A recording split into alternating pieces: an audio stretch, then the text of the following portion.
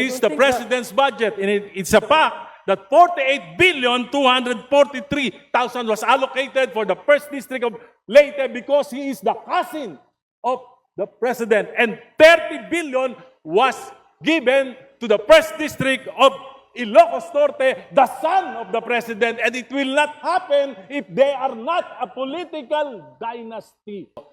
Ito po ay hindi po anti-political dynasty law.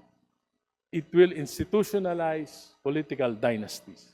At palagay ko po, nag-Pinoy-henyo tayo, pwede ka na pwede. Kaya ang final na sagot ko po, hindi to anti-political dynasty law. Ito po ay isang budol. Budol. Budol. All of these things are possible, Mr. Speaker. These are hypothetical. This can happen. This can be certain or it can be uncertain. But what is certain, Mr. Speaker, is we allow the people to vote. And that is the primordial consideration of this proposal, Mr. Bakit pa po tayo nagpapasa ng batas kung pabayaan na lang natin yung mga tao? Bakit pa po kayo nagpanukala ng ganitong batas kung ang inyo palang prinsipyo ay pabayaan na lang kung sino yung iboto ng tao, siyang manalo, kahit magkakapatid, magkakamag-anak, magpipinsan, mag-asawa, mag-ama. Bakit pa kayo nag-sponsor ng bill Dahil ito? dahil apat na pong taon. Kahit Tama di ba kayo naniniwala? Naniniwala po ako dahil ang Constitution po ang nagsasabi, Mr. Speaker. It's not even your decision, Mr. Speaker. It's not even the decision of Congressman Irice. It's not the decision of this representation. It is what the Constitution dictates. Okay. And that is what we're trying to provide, Mr. Speaker, Your Honor. Tama po, tama po. Naniniwala po ako sa sinabi nyo, pero sabi ko nga po, may certain parameters, yung mga framers ng Constitution. Dapat it will prevent the monopoly of power.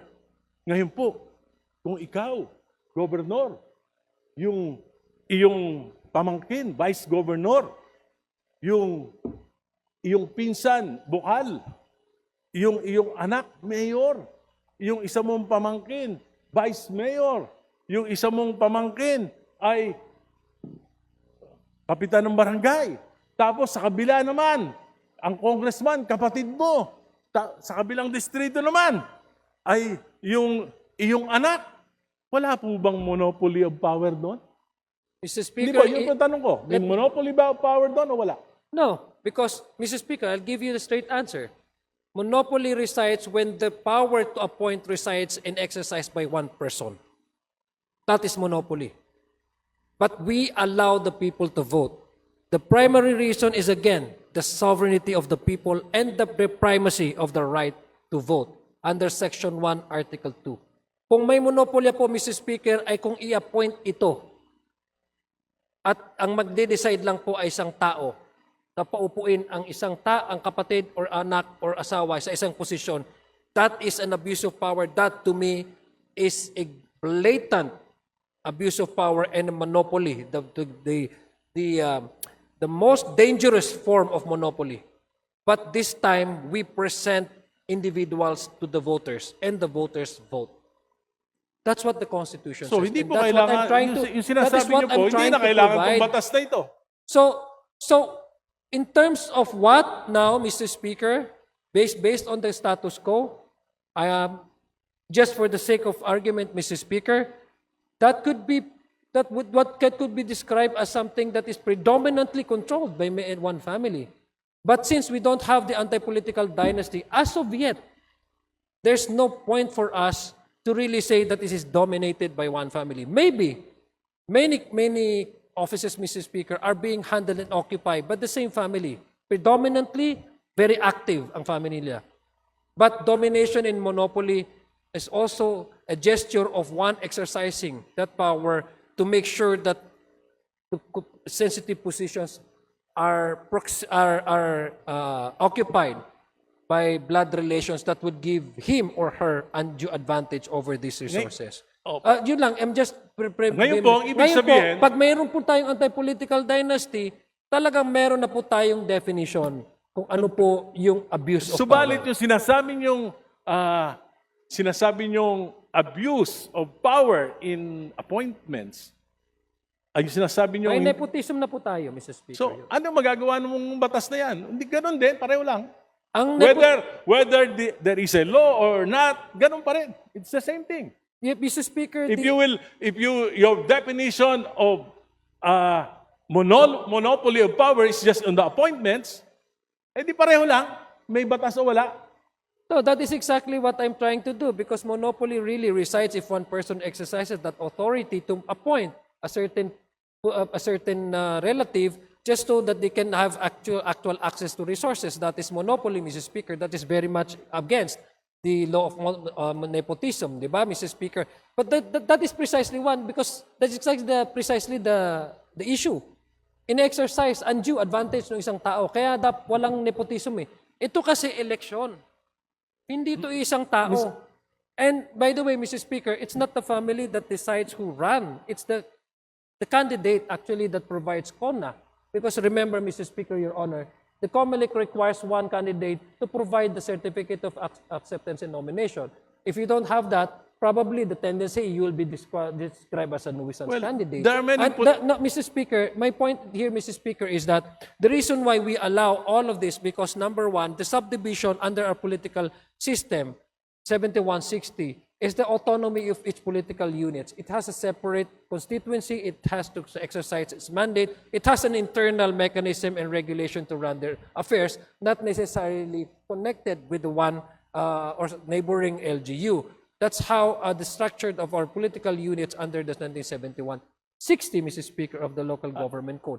We also attach that in order that we can balance it out with the right to vote and the right to be voted upon. And I've mentioned earlier, Mr. Speaker, there are several bases, not only in the Constitution, Section 5 on the suffrage, Section 1, Article 1, but there are other treatises internationally, which we are the party or signatory of this covenants, the civil and political rights, etc., stating, Mr. Speaker, that there shall be no law abridging the right to vote and to be voted upon, Mr. Speaker, Your Honors. The anti-political dynasty, as may be defined law, is a regulation and thus not an absolute prohibition.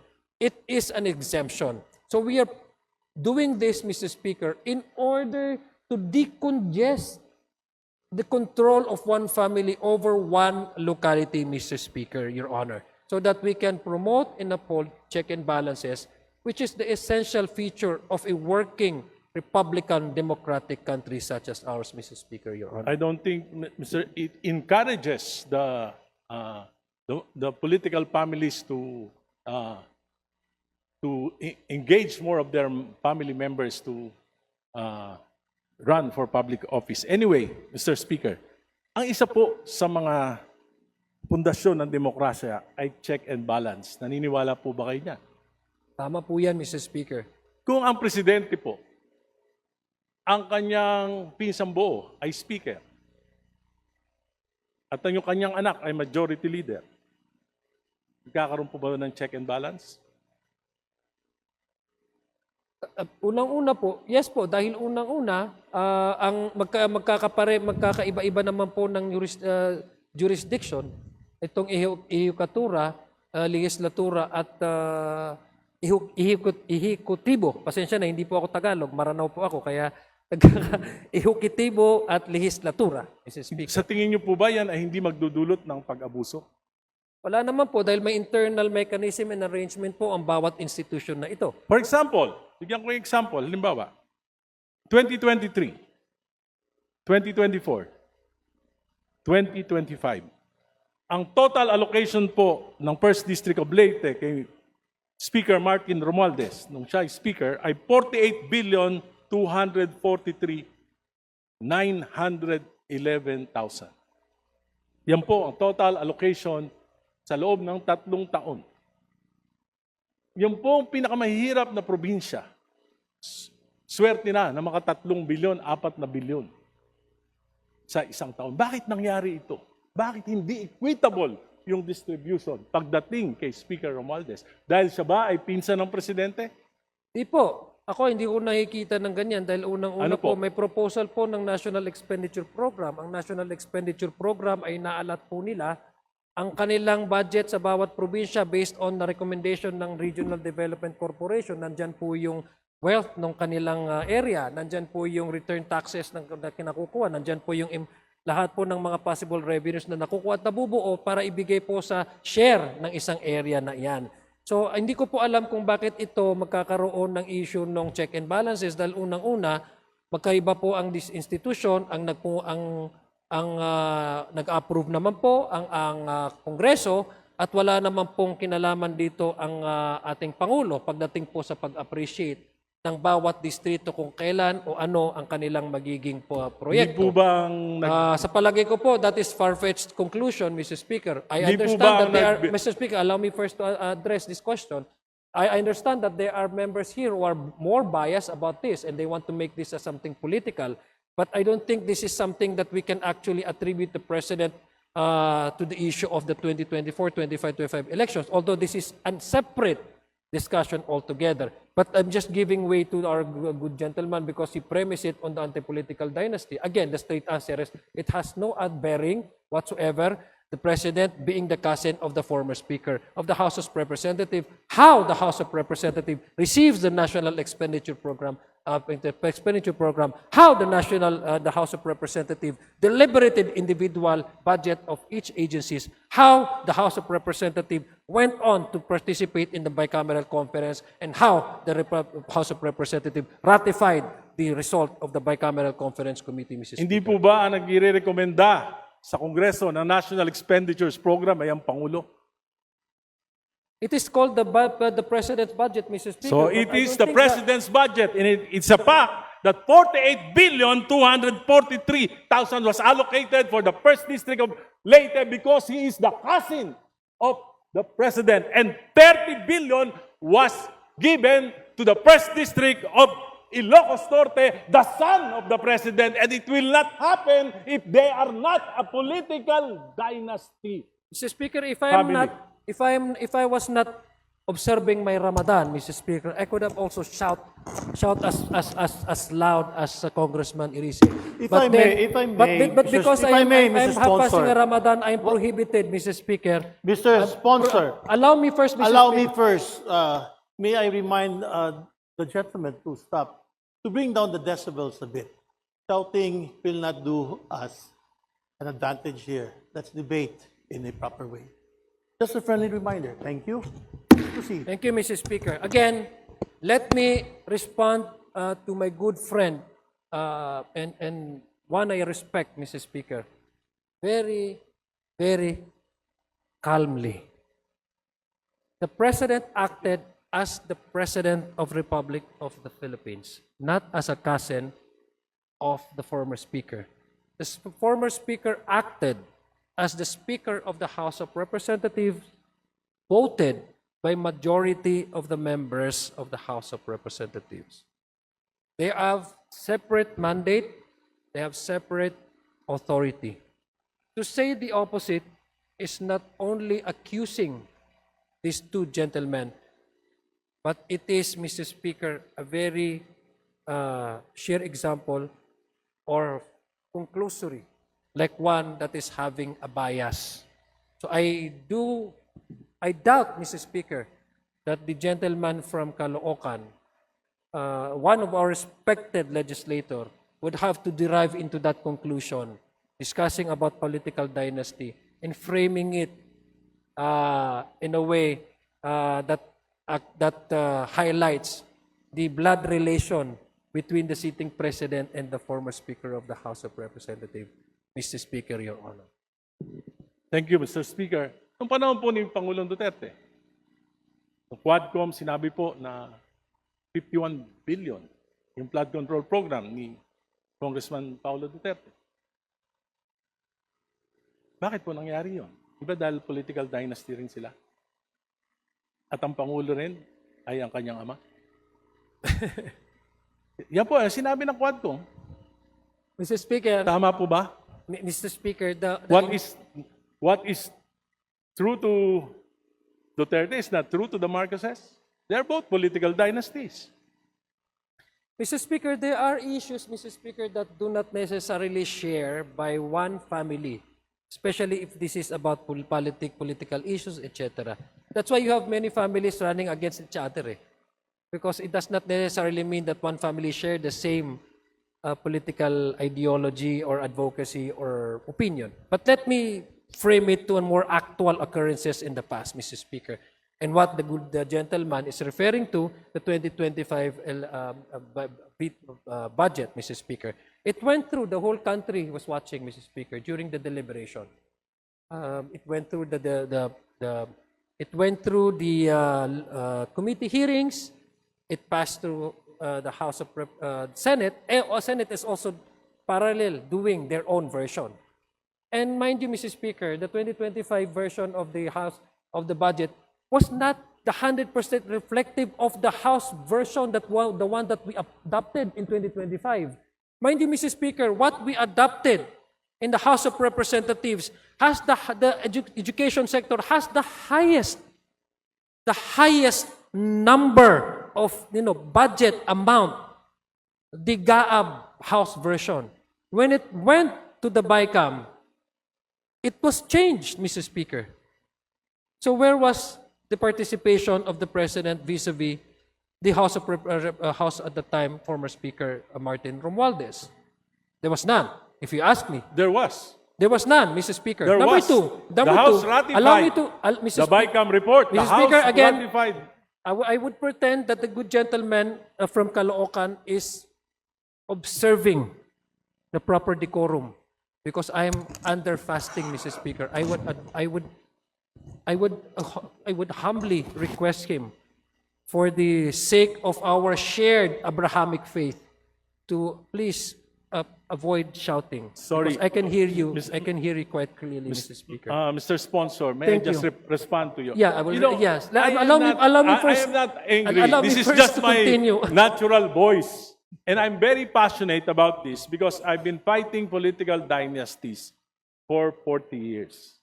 So, pagbigyan nyo na ako, dahil hindi naman ho ako galit, itong akin ho ay passion for this particular proposal, dahil 40 taon na po ako, 4 political dynasties yung nilabanan ko, buti pa nga buhay pa ako, at napahirapan talaga ako ng gusto, at alam ko yung frame of mind ng karaniwang mga political dynasties. So, yung pong boses ko, hindi po ibig sabihin galit ako, ito po ay passion. Passion. Salamat po. Maraming salamat po. Thank you for that explanation. I agree, Mr. Speaker, that the good gentleman from Caloocan is very, very passionate.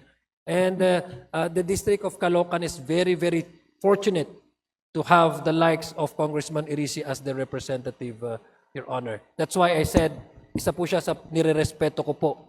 I'm not saying this because he is standing across me. He really is earned my respect. Again, to respond to the question, number one, wala pong nakikita tayo doon na participation. In fact, the President vetoed a portion of the 2025 DAA, Mr. Speaker. So that would again conclude the response of this representation. And if I may request, Mr. Speaker, the good gentleman, to go back to the main topic, which is the anti-political dynasty. And if possible, we can segue with the 2025 budget, but I'd suggest that we don't dwell our time in the debate and argument on the 2025 budget, which has already been the subject of many, many things, Mr. Speaker, Your Honor. Mr. Speaker, I'm just trying to point out that political dynasties breeds corruption. And during the time of Speaker Romualdez and President Marcos, dito po yung nangyari yung pinakamalaking pagnanakaw sa kaban ng bayan. And we cannot not put blame to this House. Kasi po niratify natin yung BICAM Committee Report. Hindi po ako kasama nun. Hindi ako kasama nung 19th Congress. Niraratify po yan. At yan po nangyari, 800 billion diversions and amendments noong 2023. 2024 po, 700 billion. At 2025, 300 billion plus. Hindi po yan nangyari kung naniniwala ako kung wala pong monopoly of power.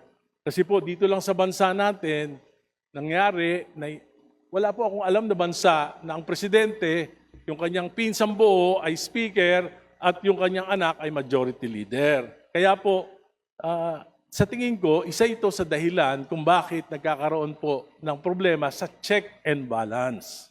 Anyway, Mr. iba Speaker, na po may I ako respond? May I respond? Okay. Thank you, Mr. Speaker. Again, that is the opinion, Mr. Speaker, of the gentleman from Caloocan. It does not make it as a fact. All of us are entitled to have our own opinions, and that is his opinion. My opinions differ from that of the gentleman from Caloocan. And let me just quote, Mr. Speaker, because I was reminded by one of the participants in Carmona, Mr. Speaker. The one that is actually against anti-political dynasty. According to him, Mr. Speaker, and I quote, "Those who wish to steal will steal. It does not follow that people are related. If they want to steal, they will steal." That's a very logical and practical and pragmatic way of understanding things. No? Hindi naman nangangulugan na magkakamag-anak ay lahat niyan sila magnanakaw. Kasi kung magnanakaw ang isang tao, hindi kinakailangan maging anak ng hari palag magnakaw. Kung ayaw magnakaw ng tao, maski hari yan, hindi yan magnanakaw. And I'm sorry to Congressman Benny Abante, let me quote a passage in the Bible, the story of King Solomon. I mean, he's a king. He governs all the sort of any kingdoms, but he did not steal anything. And the witness of that is the Bible. I'm citing to you this, Mr. Speaker, because each of us would have his or her opinion.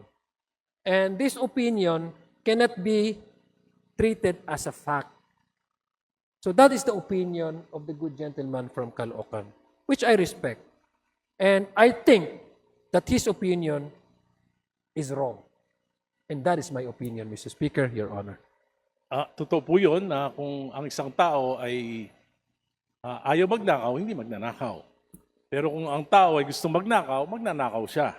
Pero mas madaling magnakaw kung yung tatay mo ay yung nakabantay sa kaban ng bayan at yung tiyuhin ay siya namang may hawak ng susi. Anyway, I'll go to the next item. Equal access. Ang parehong provision ng konstitusyon ay nagsasabi rin na dapat garantihan ang pantay na pagkakataon ng mga mamamayan na kapagsilbi sa pamahalaan.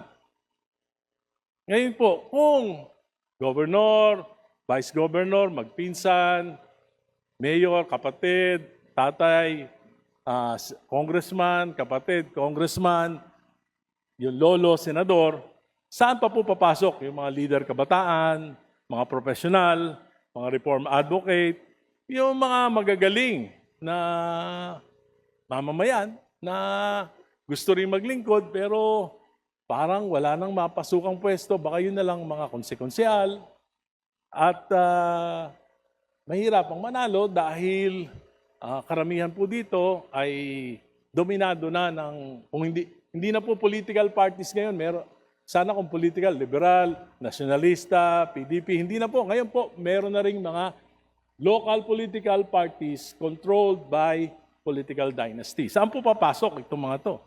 Mr. Speaker, in the 1935 Constitution, Mr. Speaker, we only have two party systems, the Nationalista and the Liberal Party. In the 1987 Constitution, we made it into multi-party system precisely because it should be coincide with the provision in the Constitution to allow everyone for equal access to opportunities, including public service through electoral processes. Mr. Speaker, there's no preclusion.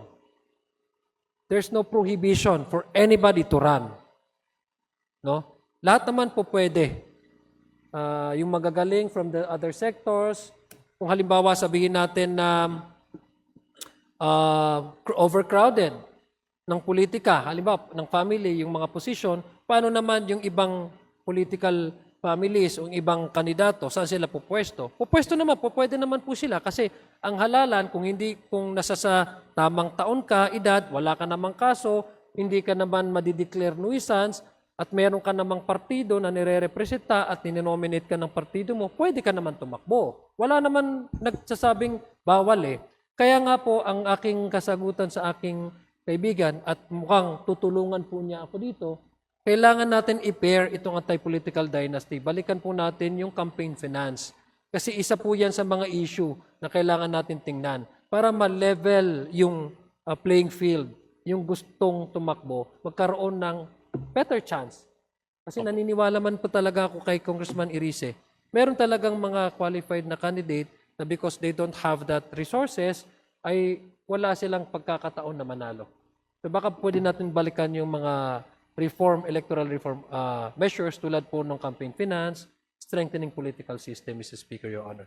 Tama po yun sapagkat, Mr. Speaker, kapag ka nagpapalit-palitan yung isang pamilya sa dekada-dekadang mga eleksyon, talagang mahihirapan dahil sa name recall pa lang, talo ka na.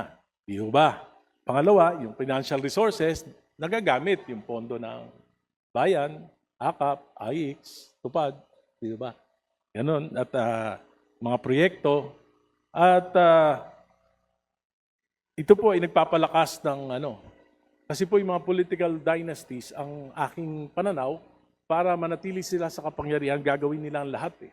Kaya mapasok na po dyan yung corruption, patronage, politics, at ang hindi na po yung kaunlaran ng bayan kung minsan yung naasikaso, kundi yung political dependency ng mga mamamayan para hindi sila matanggal sa pwesto, manatili sila sa pwesto.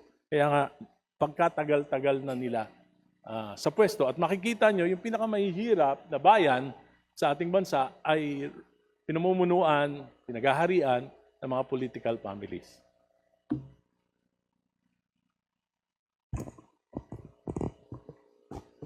Yun ang sponsor. Kung ang mandato ng konstitusyon ay pagbawal ang political dynasties, ngunit ang batas na ipapasa natin, it will still allow the domination of political monopoly and will really limit the participation of ordinary citizens. Hindi ba sa tingin nyo pwede itong ma-question sa Korte Suprema?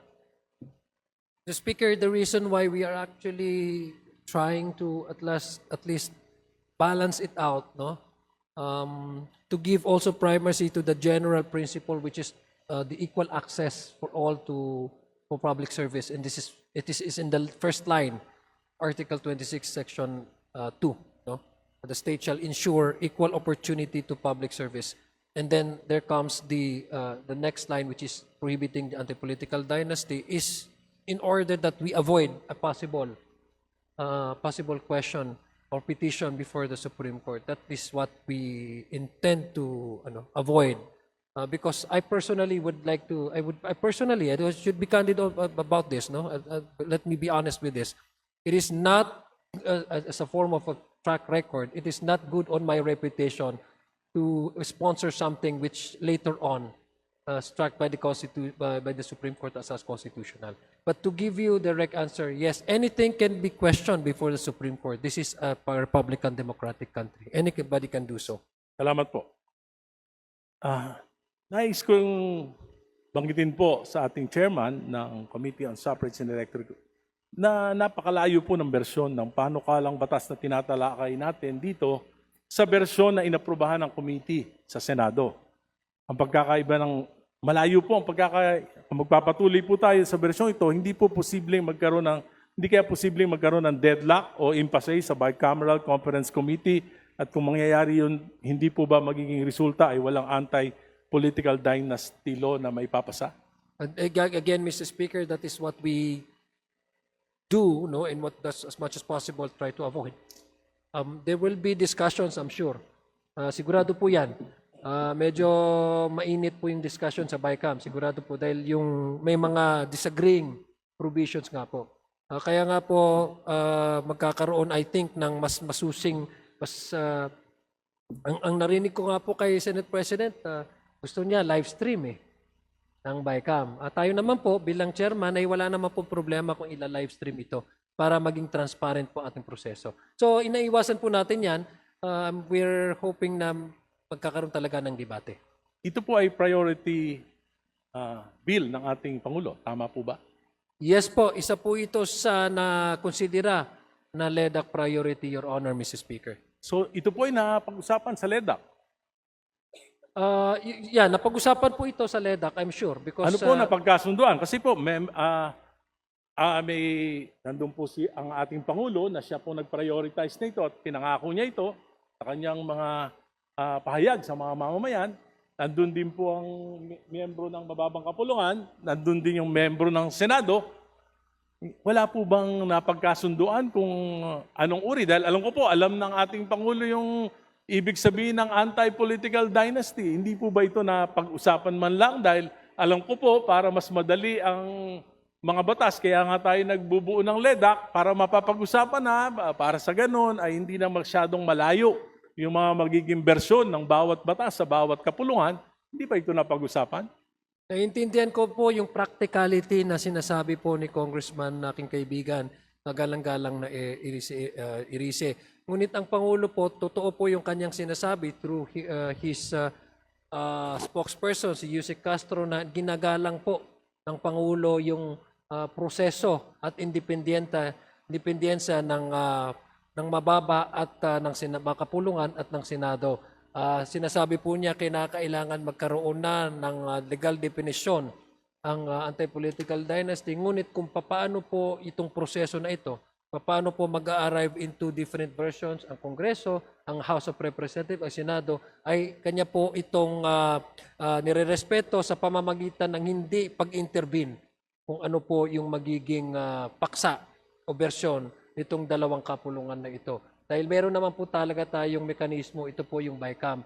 Pero naninanais ko po sabihin kay Congressman Irise, ang very strict po na natatanggap natin na galing sa Pangulo at very much open naman po ang kanyang opisina na kinakailangan may anti-political dynasty at magkaroon na ng definisyon para mabuhay ang konstitusyon pagdating sa paglilimita ng monopolya ng bawat pamilya sa bawat distrito o bawat locality sa ating bansa.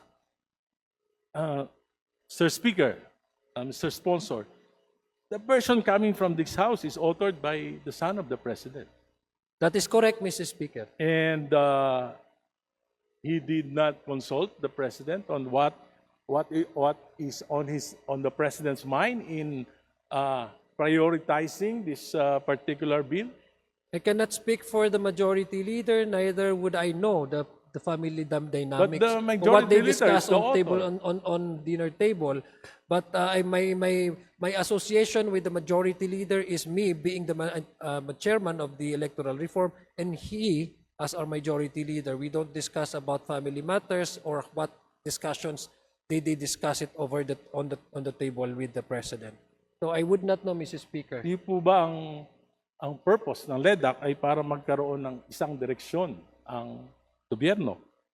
May isang polisiya ba o magkakaibang interes ang umiiral? The purpose of LEDAC, Mr. Speaker, is for the national government to identify priority legislations that might be needed to attain the objective of a certain administration. In this case, the Marcos administration felt that we need to give life to the 40 years na nakastagnant na anti-political dynasty as far as this proposal is concerned. Mr. Speaker, so you are saying that the only objective of the President is to provide a definition and not political reforms? That is to make it more simple, but the impact of this proposal, Mr. Speaker, is to change altogether the political landscape. As stated earlier, Mr. Speaker, I have given you actual numbers on the direct impact of the anti-political dynasty on the municipal, city, government, and national level, Mr. Speaker. Hindi po Your Honor. magkakaroon ng direct impact yung mga sinabi niyo pong numero, lilipat lang po ng posisyon. That we cannot do because we Yes, are lilipat lang po. I am here as a sponsor, not as Yes. as clairvoyance. I cannot predict what will happen to those who will be displaced by this anti-political dynasty measure. Mr. Speaker, allow me to go further. Because this is no longer just about legislative inconsistency. This is about sincerity. If this House passes a bill that effectively protects political dynasties, then what message that sends? It sends a message that the President's commitment to political reform ay hindi totoo. That his promise to prevent repetition of trillion peso corruption, particularly in sectors like flood control ay hindi seryoso. That instead of real reforms, what we are seeing is appeasement, delay, at pagpapalipas ng galit ng taong bayan. Marami na po nagrarally against anti-political dynasty. Let us not deceive ourselves. When you file a weak law, when you pass a diluted version, when you allow contradiction between the House and the Senate, you are not solving the problem. You are buying time until people get tired, people forget, and accountability disappears. And that is the danger. Because corruption thrives not only in secrecy, but in delay, distraction, and deception. Mr. Speaker, ulitin ko po, bilang pagwawakas, ulitin ko lang po, mabuti. Kung may papasa natin yung batas na ito, ay kung ako po ay tatakbong governor at nanalo, makakaupo ako. Sana manalo ka. Kung manalo po. Okay? Hypothetical question. Kung ako po ay tumakbong governor, nanalo ako, makakaupo ako.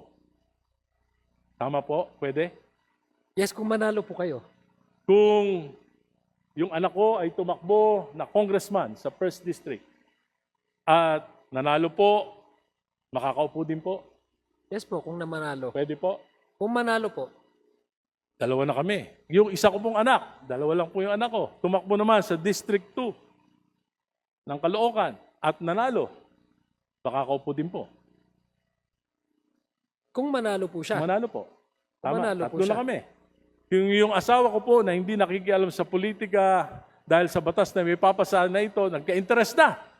Biglang tumakbo na senador. Pwede pa rin manalo at makaupo yung asawa. Naku, ang laki ng gastos nyo, Manong Oo, Geres. di bali po. Manong Egay, ha? Pero pwede po. Kung manalo po siya. Yung pamangking ko po at tumakbo ng vice mayor ng Caloocan, nanalo. Pwede pa rin po makaupo. Kung manalo po siya, and I hope that is not your plan, ha? Hindi nga po.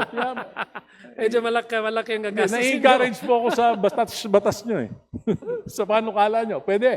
5. Kung mananalo po, kasi ang taong bayan po ang magde-decide, Kaya nga po, Mr. Speaker, kaya Your tanong mo Honor. nga lang po kung pwede. Pwede po? Tama po, kung siya po yung pinoto ng ating taong bayan, sila po yung may kapangyarihan. So tama po, mananalo po kung At binoto ng taong yung bayan. sister-in-law ko po, kung tumakbo pong mayor at nanalo, pwede pa rin makaupo.